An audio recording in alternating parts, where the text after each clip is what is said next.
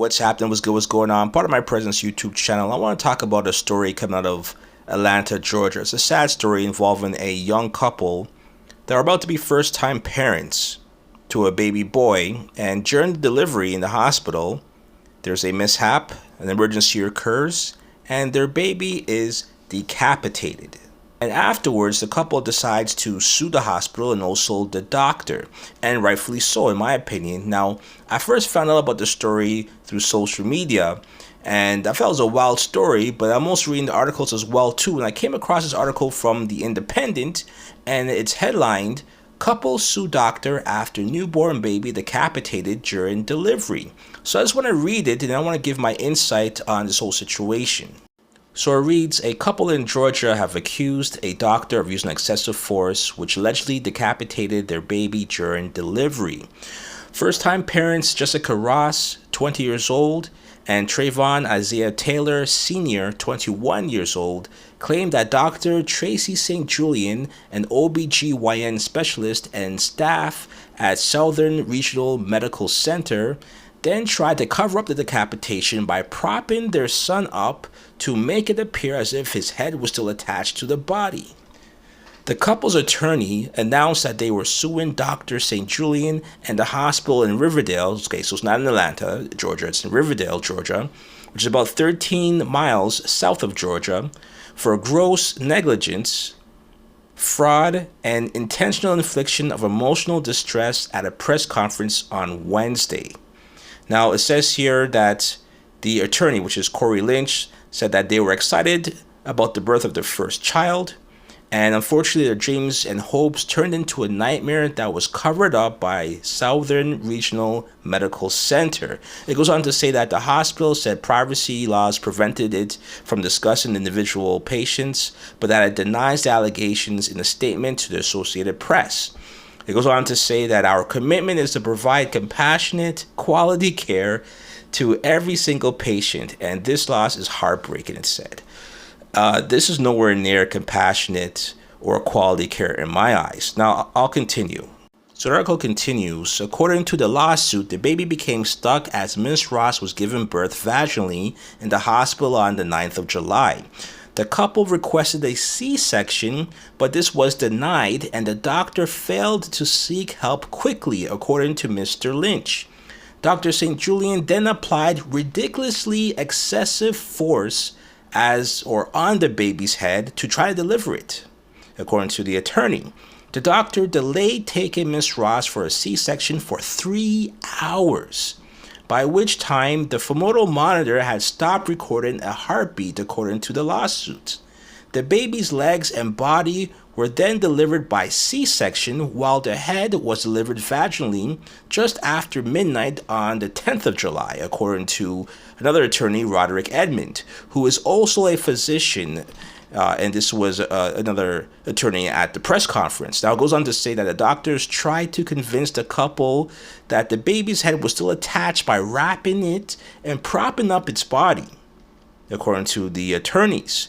They also said that the staff at the hospital allegedly discouraged the couple from seeking an autopsy and advised them to have the boy cremated, according to the lawsuits. Now, how crazy is that? That in a situation where you think everything is fine, it's your first time in this situation as first-time parents, you don't really know what to do.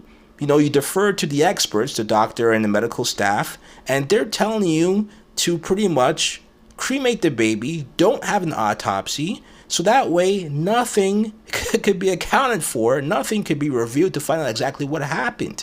And of course, these two people, the couples, the mother and the father, they're young. They're, 20, 21 years old. So again, they might not know exactly what to do here, and they're already distraught. They might not have other elderly family members around them to give them the proper advice and guidance, and they go ahead with this. Because of course, why wouldn't you take the doctor's and the hospital's suggestion and recommendation? So it goes on to say that the couple only realized that their baby had been decapitated when they took it to a funeral home. Okay, so in other words, even though the staff encouraged them to have their boy cremated, they decided against it, and they had a standard funeral where they had a coffin. It's crazy that that's the moment that you realize that there was some type of malpractice. Now, it goes on to say that Southern Regional Medical Center told the Associated Press that Dr. St. Julian was not an employee and had taken the appropriate steps in response to this unfortunate situation. So what does that mean, that the doctor was not an employee? Does that mean not an employee anymore and they got rid of them? Or are they saying that they were never employees? Now, here's the thing. I'm a parent. I have kids. So I know leading up to the date of birth, you have, or the expected date of birth, you have an OBGYN that you deal with leading up to that point, but it's very rare that they are the same ones who are there when you go into labor. Most of the times, at least for me, I've never dealt with the same OBGYN, which is kind of sad because you get used to them over, the 6 months that you're with them or 9 months that you're with them. You get to understand their methods, their humor, and also their style, and you get comfortable with them. You want them to be there to see this through. But it's really rare that happens. So I don't know if Dr. Julian was their OBGYN that they're dealing with from the start, or if this is someone that just came in at the last minute. And we all know that, doctors are short-staffed and they go from hospital to hospital and they fill in. So I don't know if the medical center is trying to, distance themselves from this and try to say that, well, we're not responsible for them because they're not employed by us. But doctors move around from hospital to hospital and they work at multiple locations. So that doesn't absolve them from their responsibility in this situation. So the article goes on to say that the doctor is described as a board-certified obstetrician and gynecologist and a certified robotic surgeon who has been practicing in the Atlanta area since 2005. So this is not someone who's wet behind the ears, who just graduated from medical school. This is a seasoned doctor. Now, that could be a double-edged sword because doctors are some of the most arrogant people that you will ever meet when it comes to their profession. And many times they have their own styles of doing things once they get comfortable, and they might not always follow the procedures or protocols. And in situations like these, when you have emergencies, you have to make sure you follow protocol and you don't get a doctor who is so arrogant that they won't listen to medical staff, they won't listen to the patients, and they decide to fit everything into their own style because it could lead to tragedies like this. So I wonder if their arrogance and their old ways of doing things caused this particular issue. Now, I'll also add to this situation that the mother, Jessica Ross, is about 4'11". She's very small, right, for a woman. So I wonder what part that played into the complications in given childbirth. And you'd wonder whether or not the doctor would have taken that consideration. They probably would have if it was their OBGYN from the beginning.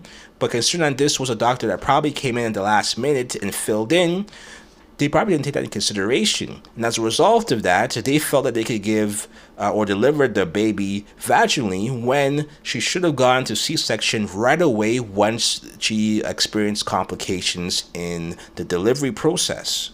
It also goes on to say that this doctor is also a member of a premier women's OBGYN healthcare organization that provides midwifery, fertility, and hormone replacement treatment in the Atlanta area. So again, this is not an unestablished doctor. This is a doctor who has accolades. This is a doctor who is very much established within the area of Atlanta, Georgia.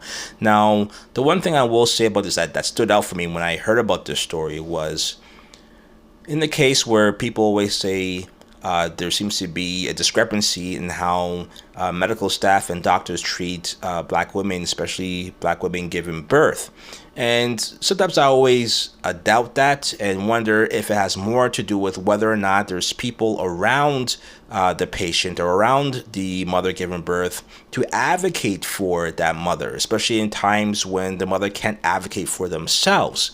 Now, that's whether it has to do with the father not being present, or there's not much family support, and the mother is pretty much in this alone during her labor stage. So that I could see why there might be some discrepancies, because no one could really speak on their behalf. But in this particular case, the father was present. The father was there. And again, when you have someone there and they're seeing what's going on, and it says that they asked for a C-section, but it was denied, then in a case like that, you can only point to the doctor, and you have to ask the doctor, why did you deny a C-section, when that is the standard thing to do in this particular situation? And again, this is after 3 hours. They finally decided to do exactly what the patients requested them to do, which was a C-section. That's crazy. Now, again, me personally, I never had to deal with a C-section. Again, I'm speaking like if it's me. It's not me, but the mother of my children. That was never the case. So we never had those complications, thank God. But we've had people that we knew that had complications, and luckily it worked out. But a lot of it has to do with, once they see that there's complications regarding the delivery process, they immediately go to a C-section right away. They don't waste time, and they do what they need to do to get this resolved and to make sure that a baby comes out healthy, alive, and well. So the other thing that was odd is the whole decapitation situation. I've never heard of a child being decapitated during the delivery process. Now, I did some research on this, and I found that this happens not too often, about 1% of the time, but it happens enough for doctors to be fully aware of that situation, and they're also trained on what to do when these things occur. Now, there's a term for this. It's called shoulder dystocia, and that's when the baby or during labor, the baby's head comes out, but they get stuck in the process because of their positions of their shoulders. And in that situation, the doctor is trained on what maneuvers to do in order to get their baby out in time. But if they are unable to do so, then they have to resort to emergency C-section. Now, as you know in the story, the doctor waited 3 hours before they did that. Even though the parents was requesting a C-section, the doctor did not listen and waited 3 hours of maneuvering, pushing, and pulling, and this is where the decapitation occurred. Now the question becomes, because again, this doctor is a black woman, right? So the whole situation about doctors not being able to understand the pain threshold for black women and ignoring black women's pleas for pain medication or just proper care. I don't know if we can say that in a situation here, but what we can say is that the doctor probably felt insulted that they were requesting a C-section and didn't have faith in the doctor's abilities to allow this child to be born vaginally. And they probably pushed the issue and took risks that were unnecessary to kind of prove a point that they were completely qualified to get this job done. When it wasn't about them, it was about the parents, the newborn parents who want to bring their baby boy into this world healthy and capable and able, and this doctor took that away from them, probably due to ego. Because I don't see why else this would have happened. But the most egregious thing about this is not what happened during the delivery, it's what happened after the fact to cover it up. They prop up the child and wrap it up. They probably don't give it to the parents. From what I understand, they showed the parents from the incubation room, or wherever they have the room where they have delivered babies. So they didn't give the parents the opportunity to even hold their child, right? So you have all of these things that are done after the fact to mask the mistake, to mask the malpractice. And this is why definitely the parents and the family should sue the pants off of the entire hospital, sue the pants off of that doctor, and get them for every possible coin that they have. Because to me, this is a crazy story that never should have happened. Again, if childbirth is this complicated and, it's beyond the doctor's control due to human nature and, the laws of what do you call it? Murphy's Law, where anything can happen if it could happen. But again, in those situations, you have to have enough humility to say, you know what, let's resort to a C-section, because if I keep maneuvering and pulling and propping up this baby in different positions, it could lead to more damage, more injury, and I don't want that to be the experience of this first-time couple who's going to have their child for the first time. This is something where we're going to go to a C-section. They did not make that decision. They decided instead to go further and push the limits, and this is the result, and this is a tragedy. So again, this is a sad story. I hope this couple stays together in this situation. I hope they try for more kids and they go to a different hospital, and hopefully the OBGYN that they have during the 9 months of preparation is the same OBGYN that actually delivers the baby. Probably might happen instead is that they won't even go to a hospital. They'll probably have a natural childbirth at home where you have a midwife or a doula, because I see a lot of people doing that now, because the doula will actually tend and address all the concerns of the parents, and they will also make sure that they keep in tune with the needs of the parent. I think that the hospitals and the doctors of the hospitals tend not to do. So again, you let me know how you feel about the story. This is insane in my opinion, and I hope that the parents get everything that they're asking for in the situation, and that no stone is left unturned.